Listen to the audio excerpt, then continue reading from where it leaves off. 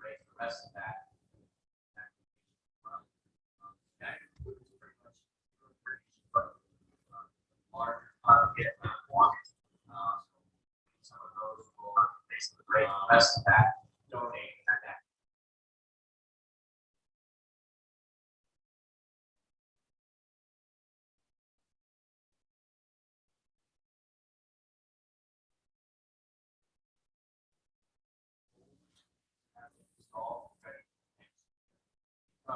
The steel industry is so viable that we can't even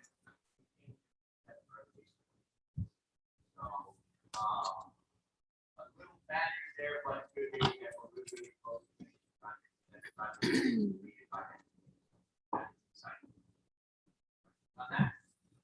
to You said the match was 12, right? yes. Okay, I gotcha. Can we open discussion? I know we've put 15 as a match. Would anybody entertain a discussion of us looking at, even though they didn't get the full match, that the school could commit the other 3? I know it's not on the agenda, but maybe something for.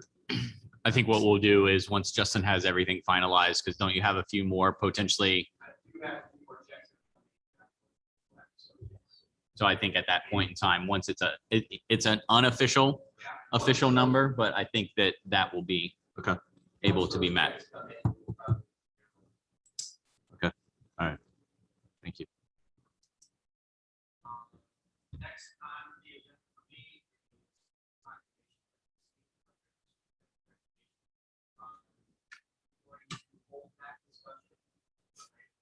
So we will talk about that.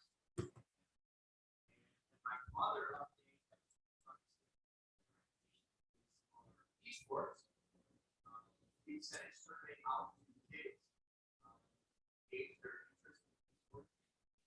Response was pretty good. We actually have right now. Some sports. So we are going to get up right. Well planned.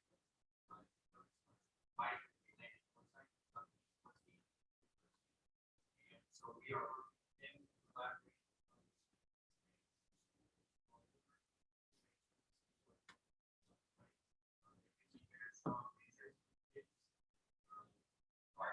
So that'll be a plan. How you move forward. Make sure that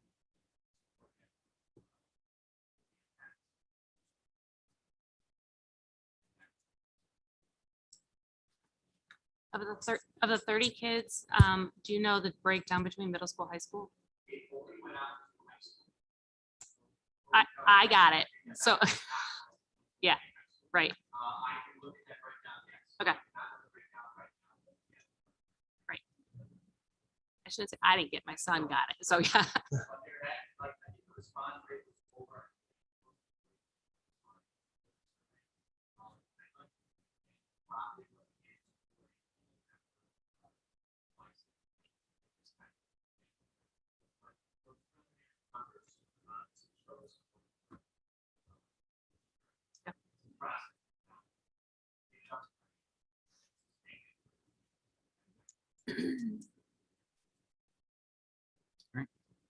Any other questions?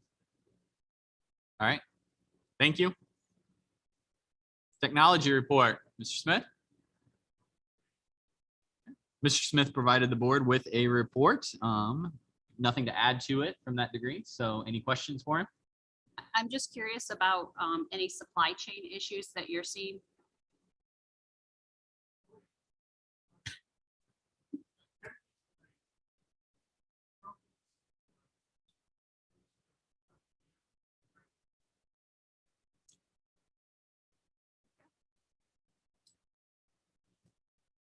All right. I think it's a universal. Everything's delayed. Everything. We don't have furniture, we don't have technology. All right, let's hope we get some teachers, right? No, we already welcome those. So we're good on teachers. No, we still have to vote, right? No, that's true. Most of those are good. So the question that was posed, just so if anyone did not hear online, was about supply chain issues. Mr. Smith did make mention that he was struggling to get certain things. Would you say that it is not anything that would be preventing school from starting? from starting. Just we'll struggle to get devices in the hands of all the students. So maybe, some sharing going on and stuff like that. But we're still optimistic. It's still almost 2 weeks away. So anything's possible. We will do our best. So, all right. Any other questions? All right. Thank you. Superintendent's report. Well, as it was pointed out today, I just thought I would submit a report from a few months ago. I just wanted to make sure that Jay Clark got his proper recognition that he's now the superintendent of Corey Rawson. So I apologize that I resubmitted a report. What it should have included was there was discussion about our mask issue decision that's coming up, which we can talk about under my recommendations. There was information about Mr. Kelly's video that got done very fast. That basically highlights all of the facilities updates and ends with showing off our 2 brand new buses, which are fantastic. And that will be out to the community this weekend. Also on August 30th is our official staff welcome back. All of you are invited to that. It starts at 8 a.m. and it'll be done 11:30. Yes. And you're more than welcome. It's kind of a different opening. I'm pretty excited about that. I thank everyone for thinking outside the box. I'd like to thank Jen for bringing a couple of the new ideas, the team building ideas. I can't wait to see how that goes. I wish you luck. And I'm looking forward to that.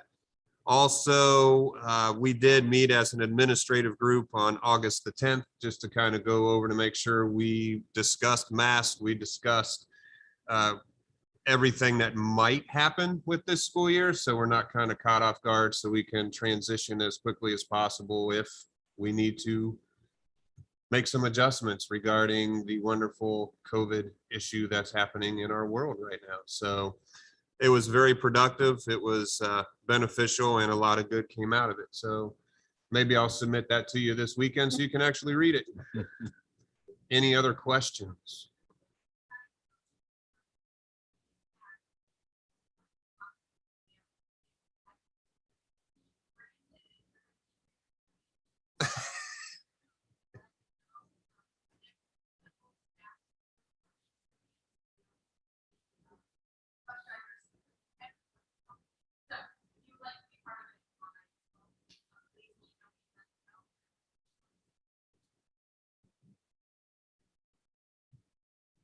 Oh, I thought someone was going to jump right over. I mean, you look pretty excited. down What? there. No, I'll probably be here.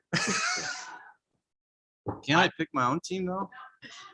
Well, you're picking teams. Oh, okay. Well, why is that? Everybody's got to be on a team. Just joking. We appreciate that, and we Yes. will definitely follow up if we can. Unfortunately, I will tell you I am unable to attend due to work, but look forward to seeing pictures and hearing about it at the next board meeting from that side of things. So, anything else for the superintendent?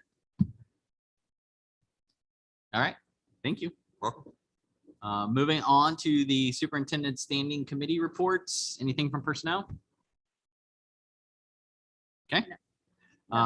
Any audit and finance? I can say that we are in talks of when the next meeting is, and I probably missed the deadline to submit what my request was, but we're in talks to have another committee meeting for the audit and finance. Okay. Transportation and facilities. Yeah, sure. So we met on July 23rd. I want to first welcome Ed May and Karen Flanagan to the committee. Thank you. They are going to be our community representatives to not only help with, giving us ideas on what the community is looking for, but also as a conduit to get those back out. So we appreciate them taking the time to be on our committee. You're hearing the wonderful things already with the facilities and through the other reports. So I know we're possibly going to discuss some of that later. Heating and cooling project in elementary is going fantastic. That's going to be one of those things that people don't see, but only benefit from. So thank you for the team and doing that. And we're constantly looking at the permanent improvement tracking spreadsheet. So Dawn holds the money very tight and and clicks around it. And, but no, thank you. It's a very collaborative effort in there, and appreciate everybody's support and help on that committee. Thanks for the report. Yep. Athletics and extracurricular. We did meet. We talked mostly about the esports, which was already covered. We talked about looking at policies about switching sports from club to varsity and maybe back the other way. People are going to look into that, and I don't know if I bounce over to the policy. That's what I was going to do next. Of the policy, we are going to have a meeting here sooner than later than what's expected to make sure that we have, as these changes are happening, that we have policies to back everyone. So we will probably be having an impromptu meeting with our rep before we have to do any changes that they have slotted. We might have some changes that we need from a policy standpoint. But I stole the thunder. You can continue. That's fine. Okay. All right. So that knocked out athletics and extracurricular and the district school policies, student achievement liaison. Nothing on that one. And then curriculum. Nothing. Okay. Nothing to report on that. So we are looking forward to one of the things with these committees, as well as to the community, there will be some quarterly checkpoints, and that's been spelled out with our plan on the page. So we'll look forward to that as the school year goes along. I did skip 2 people. I neglected. We did not add them to our informative reports. We do have Bridget Bunn, who is in charge of our special education, and I forgot. I know you didn't submit a report, but if you had questions for Bridget, I want to get in the habit of getting them on here.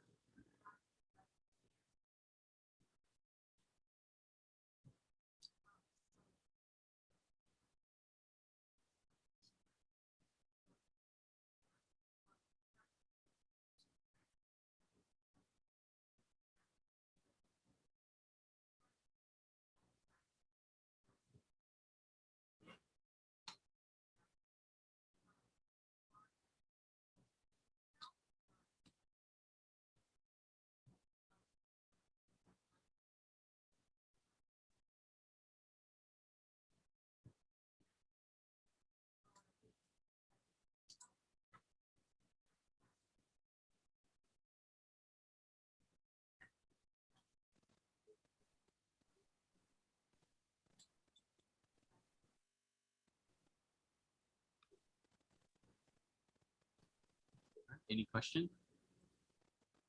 All right. Well, we are excited to hear about this throughout the whole year and moving forward. So welcome, and I will make note that we'll get you on the agenda moving forward. And we have one more, Miss Cassie Ulrich with Gifted. I apologize. You did submit a report. Thank you, Cassie, again, for being the glue so I don't forget people. I appreciate that. So is there anything that you need to highlight, Miss Cassie?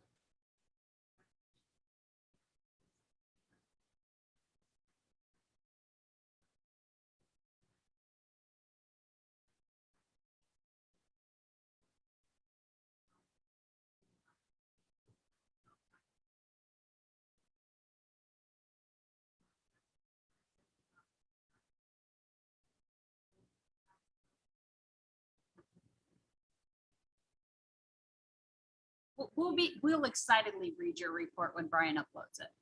We don't know. That fits. Okay. 44.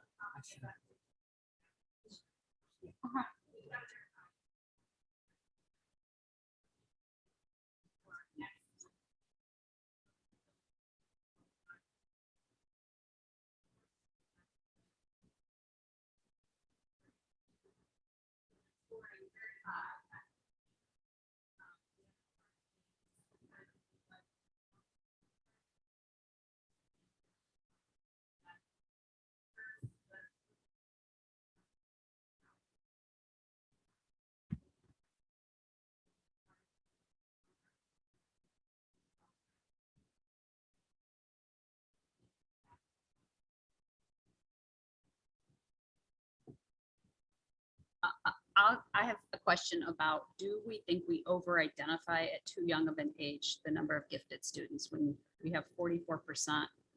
That seems off.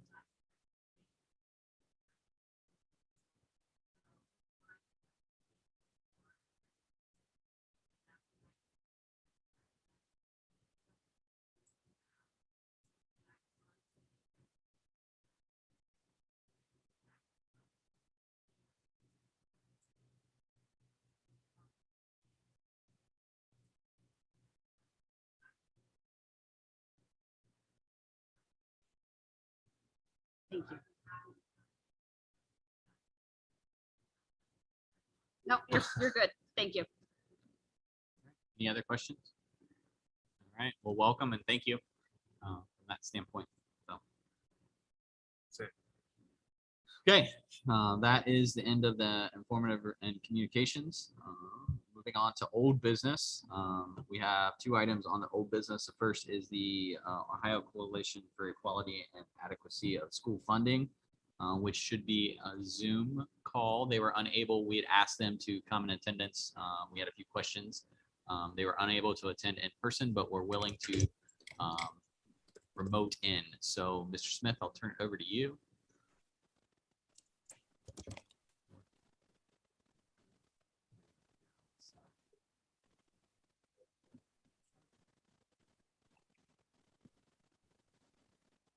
Who's going to be behind us?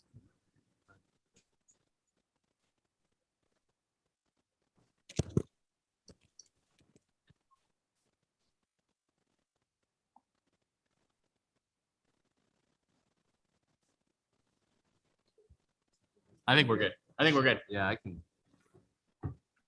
More listening than seeing, I think.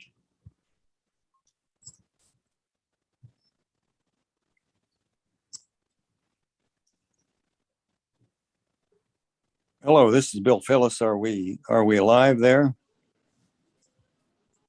Yes, you are. We hear you. Okay. We have on our end, Dennis Willard is with me. My name is Bill Phillips. Just a little background on me. I started teaching in 1958 and spent 18 years as a teacher, principal, local superintendent, county superintendent, joint vocational school superintendent, and then 16 years with the Ohio Department of Education as assistant superintendent of public instruction. And then since 1992, I've been with the coalition. The coalition is the group that brought the DeRolf school funding litigation forward. We had 4 decisions in favor of the plaintiffs. And so that's kind of where I've been the last few years of my career. Dennis, do you want to introduce yourself? Yes, thank you, Bill. My name is Dennis Willard. I'm doing communications work for Vouchers Heard Ohio. I was a State House reporter for 23 years, the last 15 as the bureau chief for the Akron Beacon Journal. During that time, I was fortunate enough the paper allowed me to write extensively about education issues, charter schools, the growth of charter schools, the growth of vouchers, homeschooling, and also the school funding lawsuit. In 2010, I left reporting and formed my own company, Precision New Media, and now I do communications work around issues, and I'm very happy to be working on this one. We got into this litigation effort by way of a request from several board members who had been meeting about the harm that can be created by this Ed Choice voucher program. About 18 months ago, they approached us to see if we would help coordinate an effort. And so in the meantime, we've, as Dennis mentioned, we've engaged his firm to do public relations for us. We've engaged Walter Haverfield law firm in the Cleveland area to represent us. And in fact, just today, our steering committee met with representatives of Walter Haverfield as we're planning to move forward and file a case against the Ed Voucher program. Just a little bit of statistical information. Last fiscal year 21, we had 214 districts across the state that were involved with the coalition. 75 of them were involved as supporting the voucher, the Ed Choice voucher litigation. And this year, beginning July 1 and for fiscal year 22, we've already had about 100 districts sign up thus far in the month of July and so far in August, with about well, about 45 or so that have joined the voucher litigation effort. We're on track to exceed the number of districts involved in 22 fiscal year compared to 21 fiscal year. So I think that maybe the board members have questions, and Dennis and I'd be glad to answer those questions to, you know, for the best use of our time. I think if we just answer your questions, that would be appropriate at this time. All right. Well, we appreciate that little bit of an intro and you respecting the time from that standpoint. I'm going to open it up to our board. There were a few people that had questions, so I'm going to let them start off. So as a board, if you don't mind just introducing yourself to them so they know, but then go ahead with the questions. So who wants to start? Sorry. Hi, my name is Laura Ebright. My question is in regards to the mission statement.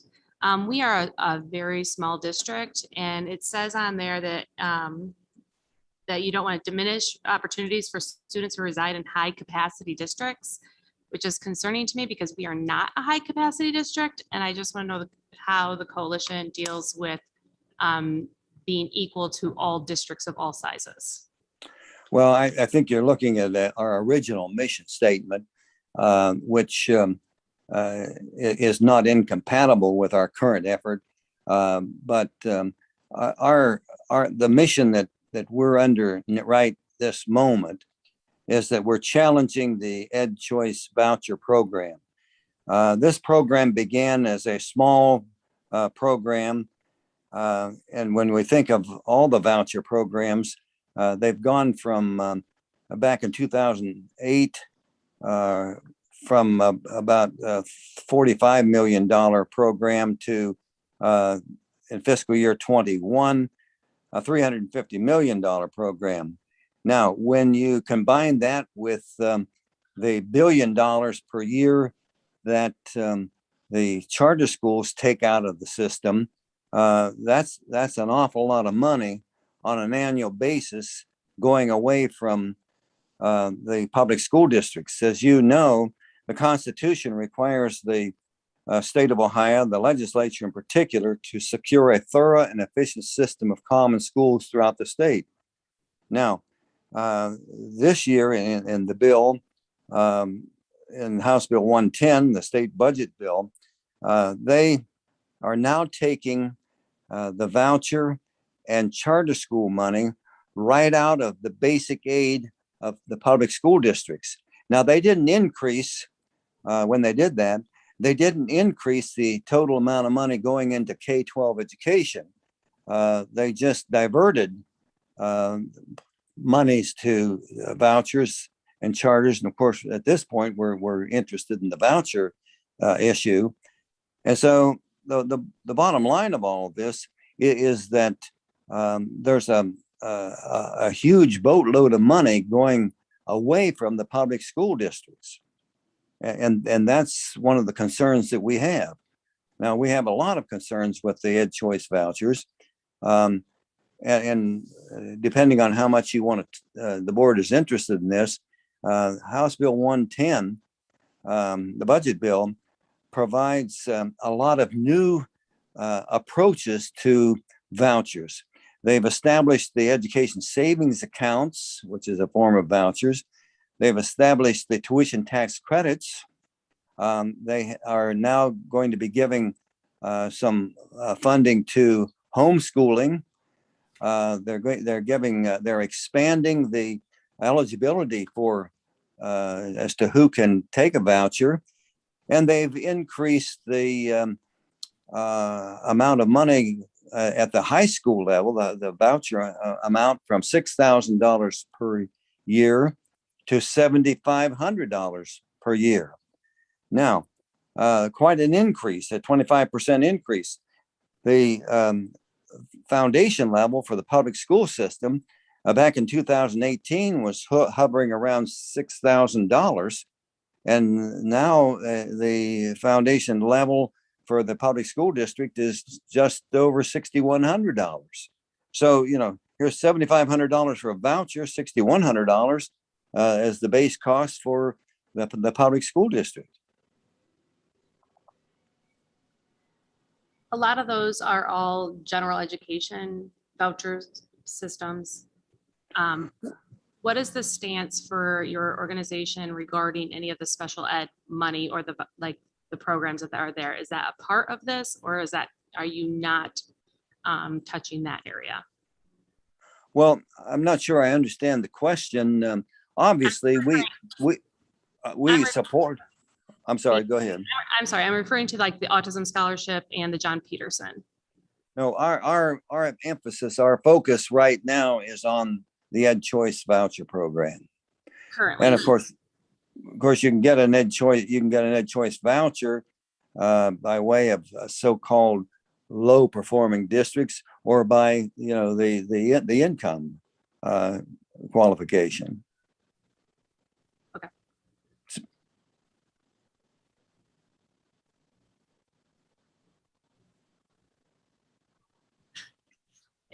So it sounds like currently that you're not focusing on that. Are you saying that you don't see that happening in the future, or No, what I was saying is that the litigation, the claims that we are going to file, Ed Choice?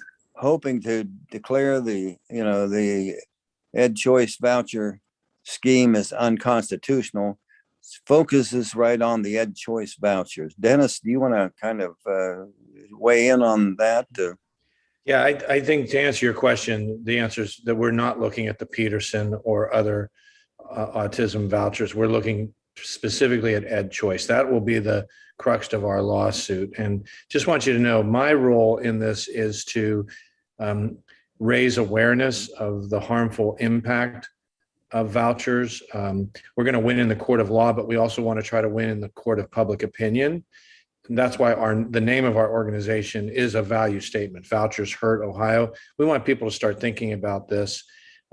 Polling shows that if you talk about these in terms of scholarship, people think, they don't have any harm, but voters and citizens in Ohio and across the country, they oppose vouchers. They don't want public money going into private schools. And when Bill mentioned the new 2-year state budget, it's clear that the cap has come off of vouchers. There is legislation currently introduced in the Ohio House and Ohio Senate that would make vouchers, every district and every child eligible for a voucher. We think that that's where that's headed. Bill mentioned the homeschooling. There's a tax credit for the first time for homeschoolers in this budget. Next door in West Virginia, they are now offering vouchers to homeschoolers. And keep in mind that all of this money, there's no accountability for this money, but this money flows into these private schools, and they're not required to report any information to the Ohio Department of Education, to the local school district where they happen to sit. So there's a complete lack of accountability. We think we have a very strong case to go forward, but it will be against the Ed Choice program. My last question is, if we could you email the total list of what, because you said you just added a bunch of new schools, so that we can see who all is a part of it, because I don't think that's updated on the website. Yeah, we're updating that currently because we've just gotten districts in this week, but we will have that updated. And if you go to by the end of this week, that list will be updated on our website. I did put the website link into the chat, also our Facebook and our Twitter account. And also there's a PDF that you can download that gives you a resolution that you can go to your school board with, and also has contact information for Bill to join Vouchers Hurt Ohio. Well, one of the things we want to point out is that we have districts from some of the smallest districts in Ohio, smallest rural districts, all the way to Columbus, which has the greatest pupil population of any district in the state. We have suburban school districts We have joint vocational schools, education service centers. So there's a whole variety of districts that are involved in this. Now, the thing that we have to keep in mind is that House Bill 290 was introduced during the budget process. House Bill 290 has the intent of a voucher for every kid. In other words, what the intent of that bill is that the state would send the money to the parents of all the school people, all the parents of all students, and then the parents would decide, whether they're going to go, they're going to go to a private school or a charter school, or have Uncle Joe tutor the kids, and when if we think the 5-year forecast is a problem, predicting revenues, how would a school district treasurer or board of education project revenues if each kid had a voucher that could be redeemed any place? How would districts plan? Now, if you think that isn't in the minds of these folks that are promoting vouchers, back in 2010, there was a bill that introduced by the current president of the Senate, House Bill 136, which would, in fact, have given a voucher to 60% of the families in Ohio. Now, that was back in 2010. Of course, the boards of education particularly rose up and defeated that bill in the legislative process. But in 2017, the same gentleman, as a senator, was interviewed by Lyman News, and he indicated that he was a private school guy. I mean, it's in print that he's a private school guy, and that's where his emphasis is. Now, if you track that, the Senate in House Bill 110, the budget bill, the Senate insisted on all of these new initiatives, like the funding the homeschooling. Now, if we funded all the homeschooling students and funded all of the students that are privately paid in parochial schools, it would take $800 million to do that. Now, that's $800 million that would be coming right out of the basic aid fund. And make no mistake, the legislature isn't going to expand the amount of money going to K-12 education just because it adds those eligible for K-12 money. And that's the real tough issue here. I'm just going to step in right now from that. I think that we're hearing your message, and we have some things that we want to discuss from that standpoint. I feel that the board has gotten all their questions answered. I'm looking to the board right now just to see. Okay, I don't think we have any more questions for you from that side. I'm just respectful of both of our times when it comes to it, but we really do appreciate you taking the time out this evening to answer our questions and give us some information to think about. Sorry. Thank you. I did have one last question. Is one of the things that you'll appreciate is we are one of those districts that are very negatively impacted by the funding formula. And so we are hit very hard by our current funding formula, and our local tax dollars do go back to the state. So I hope you can hear me.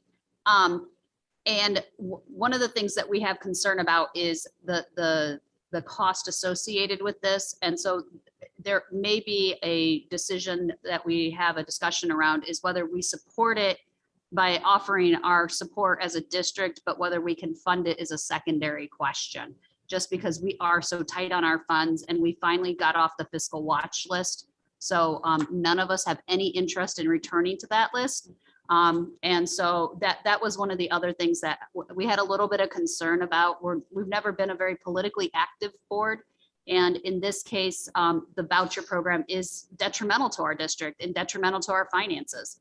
So we want to be able to take a stand, but we also have concerns, as you hear, about the scholarships and other programs that may be beneficial to the students of our districts, but and keeping that part good, because our board is really interested in keeping ourself local and protecting the members of our district, as well as the tax dollars that they give us.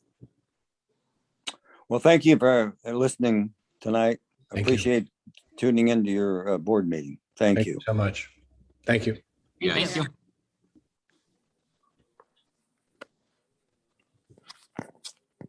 All right. Moving forward, Can I ask one question real quick? go right ahead. So what is the current impact of the voucher program to Van Buren? If there is a number, you'll get back to me.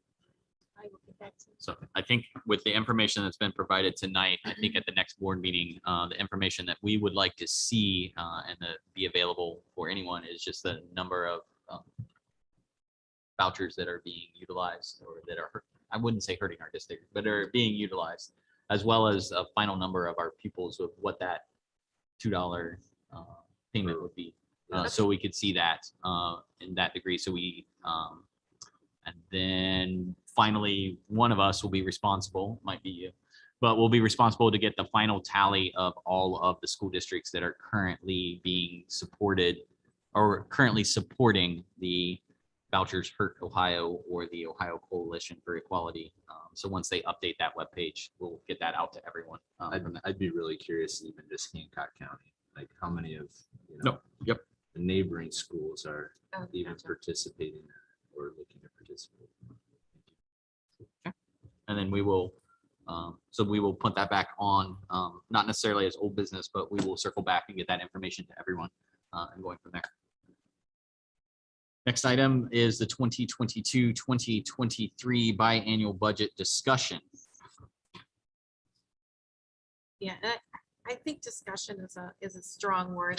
I kind of put together a spreadsheet of how the legislation kind of ran through at the Columbus level, so that you could kind of see some of the items on the list. And it's really interesting, you know, that Mr. Phillips and his group were here tonight, because the terms used over and over again was equity and adequacy of the funding for school districts in the state of Ohio. So that was essentially what was supposed to be the focus of this legislation. And I just wanted to kind of let you know, ultimately, I'm still uncovering like layers and pieces of the legislation, because as it rolls out, the requirements of the districts and the basis of the funding, it's just kind of unfolding for us still at this point. So I actually received a notice from the state that kind of broke down these items that I have before you tonight. And it's just some of the priorities of this legislation and what they were trying to do. The House and the Senate were opposing each other on many of these items. So I put this on here in different colors so that you can see exactly how the proposals came out of the House and out of committee there, and how it came out of the Senate. So it's really interesting how it moved through. The good thing is that they kept the student wellness and success funding. So that's good. They were working on restoring foundation levels to fiscal year 19 pre-COVID levels. And they're actually kind of looking at different ways to actually fund us instead of on a per pupil basis. I don't think they actually got there, but that conversation has started. Now, the items of note for us, there is a specific amount of funding that comes to us under special education, transportation, preschool education, special education transportation, English learners, students with disabilities, rural school districts. There is all of these items of funding in some of that, I think that conversation at the state level is going to continue. So we may see some changes come through as those conversations keep moving. They are, the one thing that's going to affect us is the replacement of the state share index. And we talked about that quite extensively during the levy time. And it's about voter share index and how much of the funding at your local level are you actually receiving compared to what the capacity is that the legislators believe that your local community can pay. So those are two adverse things, the amount of money that we actually need from the state to keep us up and running, and the fact that they're saying, go back to your taxpayers and put another levy on the ballot because you have the ability to pay more to support your local district. So those conversations are still continuing. There is a kind of a slowdown of how some of this funding is actually being populated at the foundation formula level as well. So as some of these things kind of unfold, we really won't see how this funding actually hits us in Van Buren until October. The initial estimates are that we may see about a $300,000 bump if everything pans out the way that they say it's going to in year one. In year two, the increase is smaller, maybe $40,000. So, but those are initial numbers, and I'm going to keep watch of what happens and how this unfolds. But I at least wanted you to see kind of how these conversations occurred both on the House side and the Senate side, and yeah, stay tuned because I'm sure there'll be more information as we get to October. All right. Thank you. Moving on to the new business, we have the treasurer's report. So looking for a motion to approve items 1, 2, 3, 4, 5, 6, and 7. Linda is the first. I'll second. Okay. Laura is the second. All right. If you want to walk us through. Okay.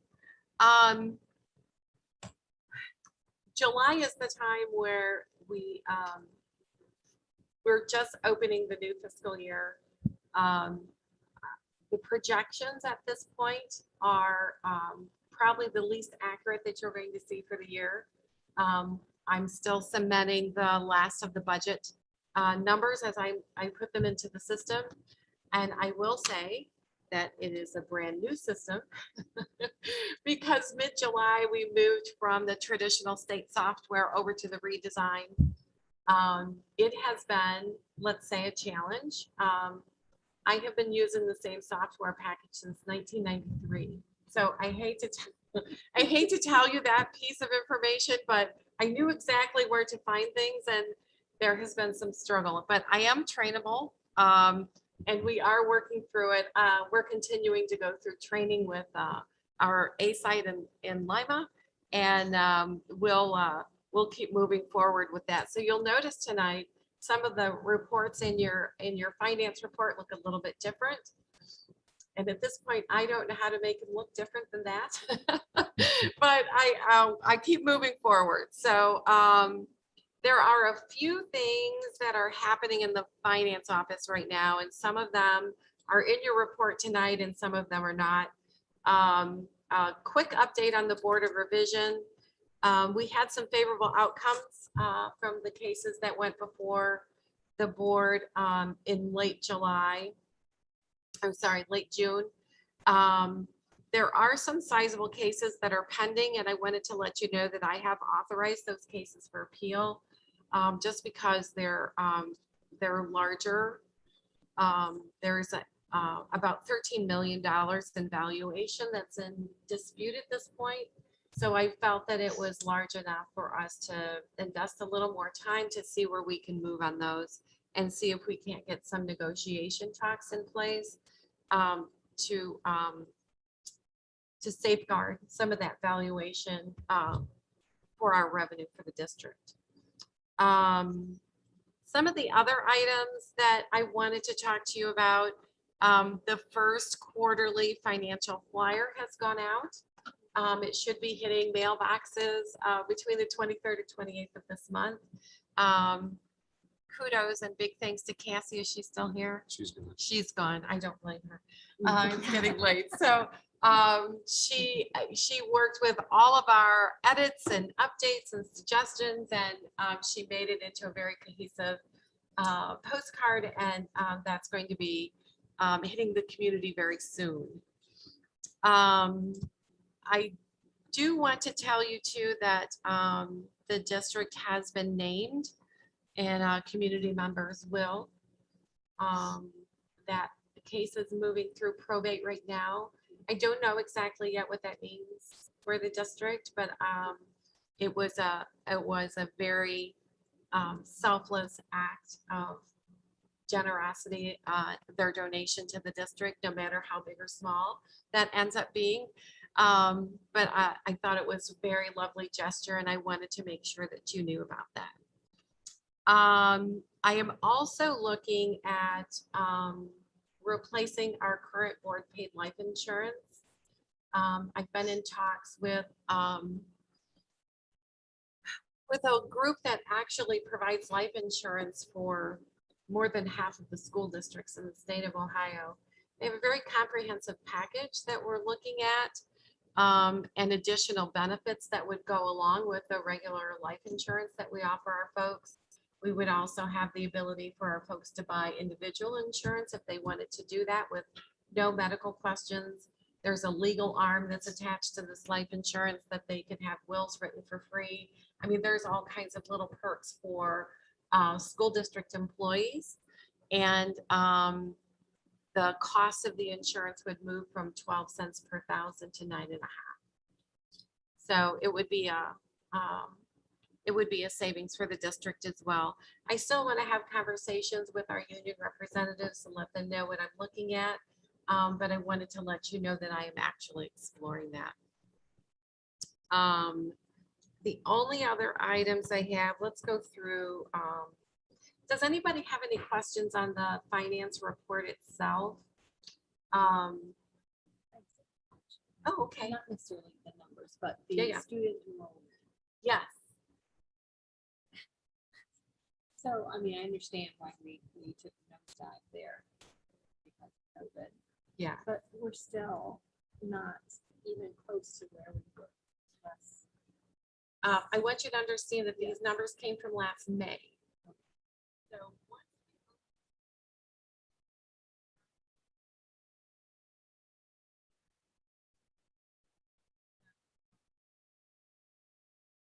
I'm hoping, yeah, it's 500 roll of an increase, especially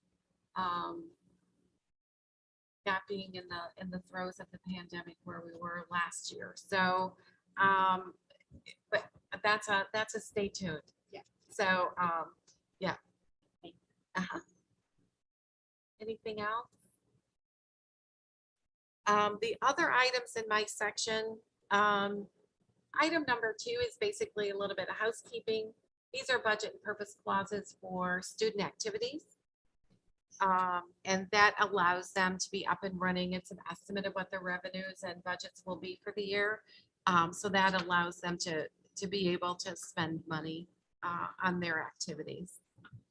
The next is a list of federal programs that we are entitled to for this year. You'll notice there is only one competitive grant that we have on here, and that was the 5th quarter agricultural. That was actually finally approved today. So that helps Lindsay Beeman work additional days to help the kids through the fair. So very worthwhile grant. The last 4 grants, Laura and I had a quick discussion about this today. All those ESSER funds are attached to COVID money. So it's basically stimulus money attached to the federal funding formulas. So one is the ESSER2, and that stands for Elementary and Secondary Schools Emergency Relief Funds. So that's what that stands for. We did receive 2 grants that are attached to special ed, one for early childhood and one for individuals with disabilities. Those are the last 2 you'll see on your list there. We are still working through the process of getting the ESSER ARP money. There are additional regulations and guidelines and requirements that are attached to this funding. And Brian and I are still working through that application process. But it's submitted at this point. We're waiting to hear back from the state. The next fund I'm asking to create is an 018 fund, and it actually supports the middle school play. That has last year was run through the high school building fund, and they kept track of all their revenues and expenses, and they want to be able to keep that activity moving. So you'll notice that item number 5 is taking their $317 that they earned last year from the profits from the play and move that into their own fund. So we're going to go ahead and do that for them this year. The next item is the 21-22 school year. These are actually substitute pay increases. We did a comparison of all of the schools in Hancock County, and we brought some of them up to the same level. You'll see the largest jump in bus driver. That's a scarce commodity right now this year, and it seems to get worse every year. So we brought ourselves in line so that we were able to be competitive to get substitute bus drivers in this district as well. And the last item is a requirement of the Ohio Revised Code. It's actually the commercial paper activity that we had run through our investment account. The board resolution, you'll see the exhibit that's attached to that. And it's just basically the issuers and the CUSIP numbers, when the items were purchased, what the maturity date was, any interest that was earned on that money. And usually the commercial paper for us is, it's definitely a short-term place to park our funds to earn a little bit of extra interest money until we're ready to either invest or bring the money back to the district in order to support our operations. And that's actually all I have. All right. Any questions? All right, so we're looking to approve items 1 through 7 of the treasurer's report or treasurer's recommendations. If you'd like to call the roll. Ms. Ebright? Yes. Mr. Fisher? Yes. Ms. Thomas? Yes. Ms. Williams? Yes. Mr. Lightfoot? Yes, motion carries and those items pass. Moving on, superintendent's recommendation. You want to do all of them or do you want to do the ones I pulled out first? How about we do the ones that pulled out first? Okay, so I make a motion to approve the football field proclamation as exhibited. I'll second. Kim is the second. Mr. Slaughterback, if you would like to come up and present the exhibit of that proclamation.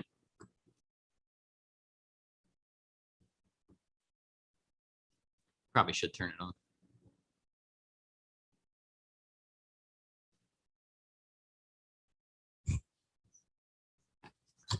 Okay. First proclamation we have 2 special events that are happening, as you know. I'll actually read the first one that is going to be. That's the first one we're voting on. Which one? Football? Got it. Okay, so this is exactly what's read on the proclamation. So it's the Van Buren Board of Education proclamation, whereas Don Masters was the head football coach for the Van Buren Black Knights from 1980 to 2000. And whereas Don Masters finished his career with an overall record of 115 wins, 94 losses, and 1 tie. Whereas Don Masters won 3 Blanchard Valley Conference championships in 1998, 1989, and 1991. And now, therefore, be it resolved that we, Van Buren Local School Board of Education, on this day, Thursday, August 19th, 2021, do hereby proclaim the Van Buren Local Schools football playing surface be named Don Masters Field with no date of expiration. So that is our first proclamation today. Any questions? All right. You'd like to call the roll on that one? Ms. Ebright, Yes. Mr. Fisher, Yes. Ms. Thomas, Ms. Williams, Mr. Lightfoot. Yes, motion carries and that proclamation will be presented. On that one will be presented to Don Masters on September 3rd, which is week 3 of the football, and it will be about right around 6:30 that night. So if you're around, please feel free to attend. There will be tons and tons of people in attendance that night. All right. I will make a motion to approve the soccer field proclamation as per exhibit. Okay, Melinda came in, sorry, as a second. So, Mr. Slaughterback, if you would like to read the exhibit. Okay, this one is Van Buren Board of Education proclamation, whereas Tom Swaysgood founded the Van Buren soccer program and the Van Buren varsity soccer team. Whereas Tom Swaysgood was the head boys soccer coach for the Van Buren Black Knights from 1997 to 2011. Whereas Tom Swaysgood finished his career with an overall record of 156 wins, 93 losses, and 21 ties. Whereas Tom Swaysgood won a regional championship in 2003, won 2 district championships in 2000 and 2003, and won 3 league championships in 2001, 2003, and 2010. Now, therefore, be it resolved that we, Van Buren Local Schools Board of Education, on this day, Thursday, August 19, 2021, do hereby proclaim the Van Buren Local Schools soccer playing surface be named Tom Swaysgood Memorial Field with no date of expiration. Questions? All right, hearing none, if you would like to call the roll on approving proclamation. Ms. Ebright, Yes. Mr. Fisher, Yes. Ms. Thomas. Yes. Ms. Williams, Mr. Lightfoot. Yes, motion carries and that proclamation will be presented. We will present that to the Swaysgood family actually this Saturday, and it will be right after the girls varsity game, which is 12:30, somewhere around in that time. And I just want to thank you guys for the support on this. This is huge for our community. If you haven't seen the social media responses, it is blown up and it's crazy. And the amount of support from our community is awesome. And I anticipate a lot of people at both events, which is going to be pretty cool to see. So thank you again. Well, we thank you for putting all this together, and we definitely thank both of them and their families for the long work and dedication that they did to Van Buren. So thank you. I pulled it out to make it a little bit more special from that degree. So that was why each of those items are voted on separately and will be reflected in the minutes. So thank you, and thanks everyone for that work. All right, moving back to the superintendent's recommendations. So looking for a motion to approve items 1, 2, 5, 6, 7, 8, 9, 10, 11, 12, 13, 14, 15, 16, 17, and 18. So moved. I'll second. Recognize voices. Do you know what? Their voices are very I similar. know. keep looking too, so Alright. you're not alone. Okay, so just so everyone following along, item 1 is resignations. Anything to discuss or any questions on those?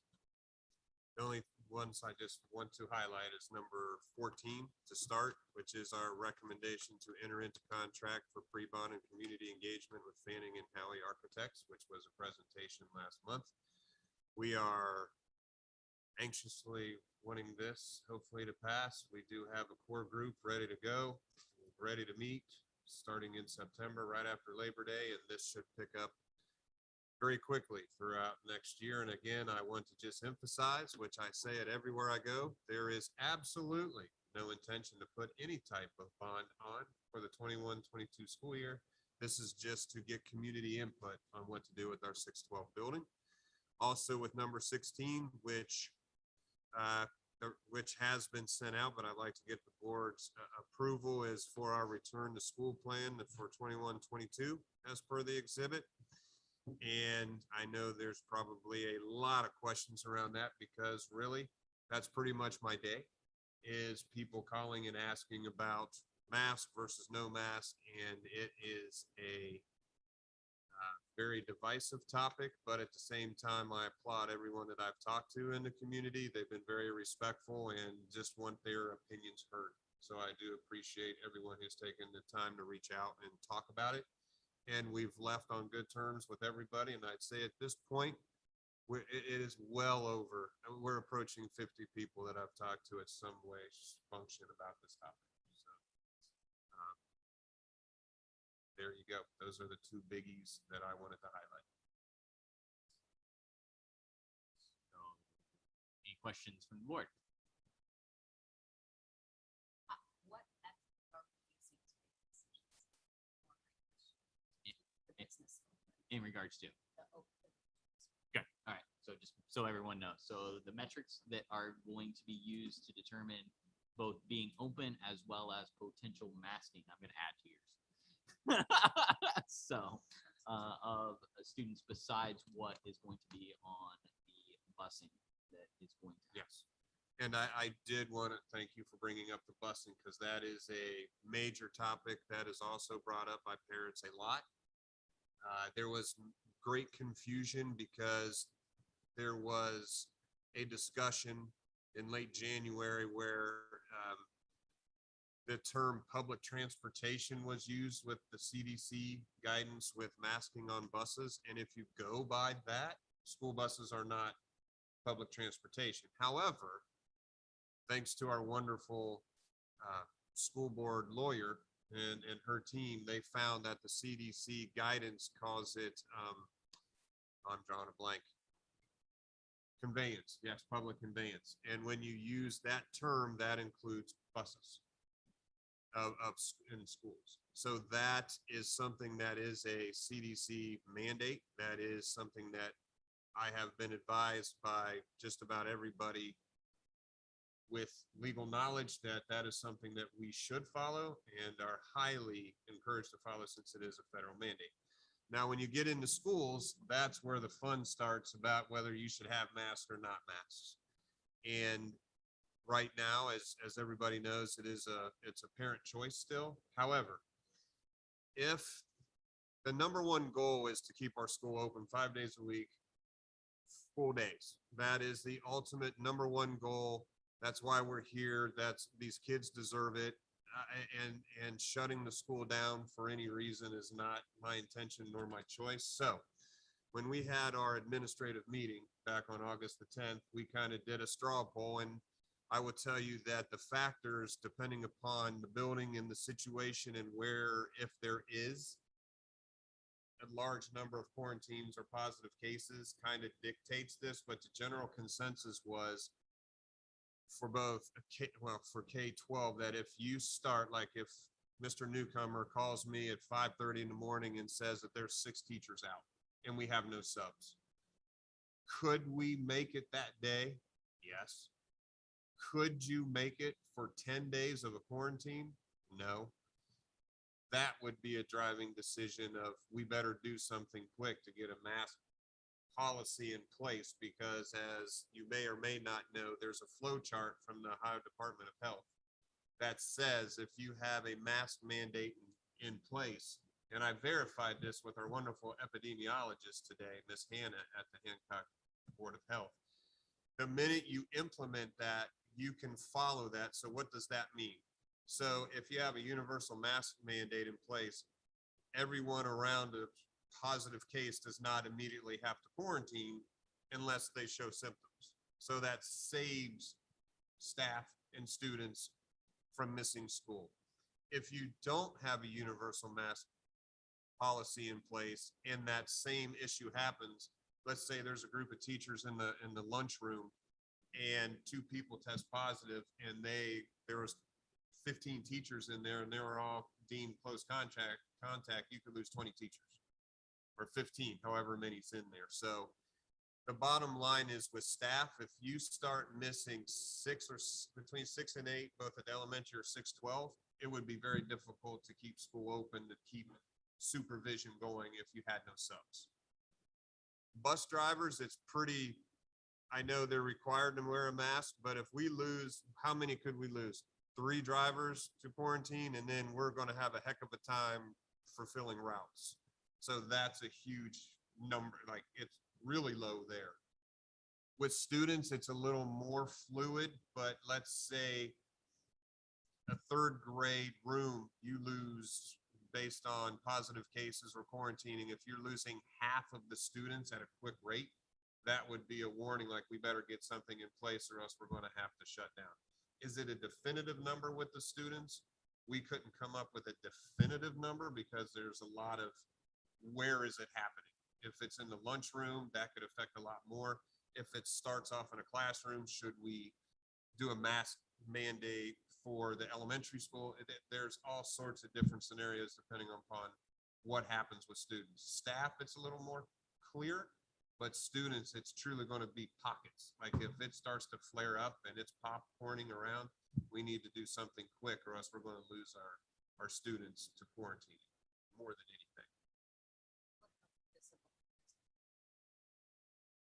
Physical distancing is a question on the table. I think what you told us is we were going to, as much as possible, continue with Correct. The physical distancing. Correct. From that degree. Obviously, busing is going to be a major issue, but they are going to be masked there. One of the items that I had a concern about, and I'll be as a parent or a board member, whichever, was the cafeteria and what we would do with that. And that could be a potential where it might move back, depending to, for the elementary at least, half in the classroom and half in there. And or that is one area of high anxiety for me, I guess, at least. But we talked about it again today, and I know when Mr. Kelly was at our retreat, do we want to go back to that? No, because that's going to be finding people to help transport the food back and forth. But that is something that we can resort to quick. Mr. Schaup has a backup plan. Mr. Schaup and Jen Bennett have talked about ways to use the gymnasium during lunch or some classrooms to make sure that the social distancing happens, because the greatest fear is truly in those spaces. So if it starts to flare up, everyone knows we might have to jump back to that real fast. So there is a plan, so it shouldn't catch anyone off guard. It's just going to be, there's a plan, but if it happens, it's going to be overnight. I mean, literally overnight, once we start hearing and people are notified by the Board of Health of who's quarantining and we start getting that information, it could be something that's going to happen like in a blink of an eye.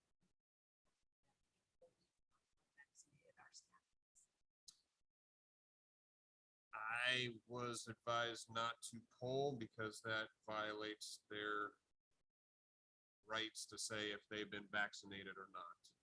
That's probably not accurate, but one of the things that, like, to our organization is really incentives, because what we're finding out is that the quickness of spread is much quicker than it was in the last week. And so we may not have much reaction time. And we're finding that instead of having 1 or 2 people connect, it's 5 and 6. And so we are starting to see a significant rise very quickly. And so now, I mean, we're lucky we got 2 weeks of other schools being back to see what happens. But I think that's where my concern is starting to come, is that I don't know that we will have much time to both react. And so I know we've done work with the virtual learning as well. And so how are we seeing those numbers?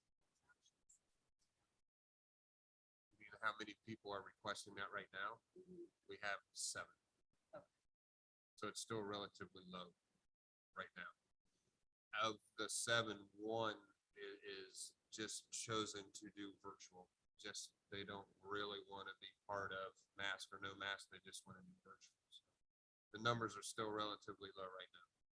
and we have a spreadsheet that each administrator, as you get a phone call and we get, it's updated instantly. And when I look today, we're still at 7.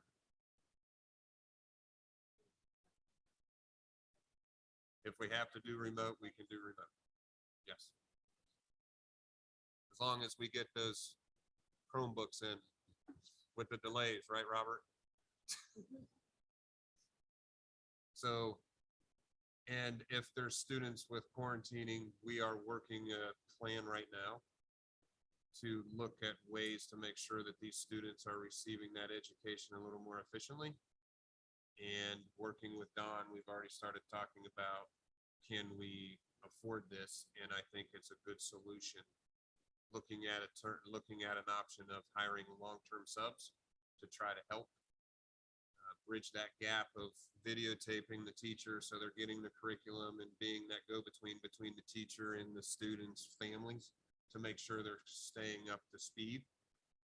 If it turns into parents are choosing just to do that option full-time, we can adjust that teacher to try to make sure that that's a seamless one. We don't want to use the option last year of VLA. It worked last year because there really wasn't a whole lot of time to figure out what the heck to do with that, because we had an overwhelming number of students and families who wanted that option.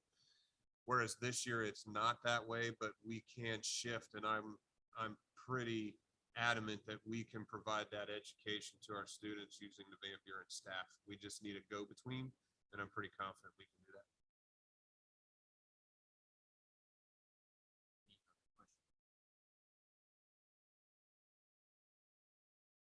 All right. Appreciate the work on that.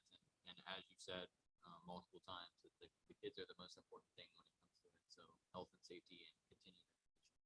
So as long as you keep that in the forefront, I think it's a good decision. So, all right. Anything else on those items?